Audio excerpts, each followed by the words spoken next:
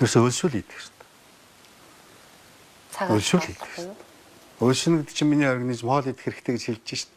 Тэрнээс өдөрт 3 үед өглөөний хоолоо өөрөө ид өдрийнхөөгоо найзтайгаа орой дайсандаа өгмөг тийм юм бол надад бас нэг боб юм уу шмитийн мэрэгэн цэцэн үний зохиосон юм.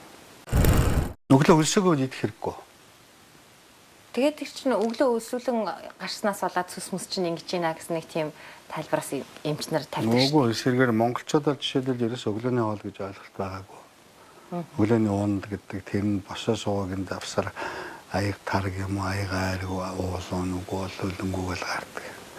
Өдрийн цай гэж хэлсэн бас л босоо суугийн давсар нэг аяг цай юм уу нэг борцог юм уу орой хоол гэж ярьдаг. Гэр өдөртөө нэг иддэг монгол үг байдаг бүр хоёр идэхгүй хоосон анахгүй явах хэрэгтэй. Нэгс монголчуудын хоолны зарчмын дээр байна.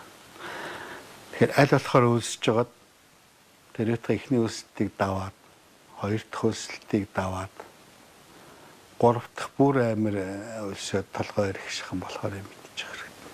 Энэ л организм хоол идэ гэж өөрөө хэлж байна. Бид нэр өөрийнхөө биеийн байгууллаас 100 сая жил явсан тэр байгууллаас биеийн дохионоос илүү мэдэхгүй байхгүй.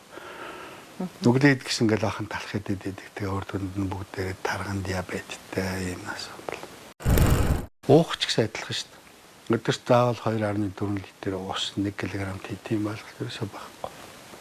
Чихтэй орон өөр, халуун орон өөр, хүйтэн орон өөр, зүүн намар өөр. Умар байл уух хэвээр умаргүй байл уухгүй. Умаргүй байх байл уухгүй.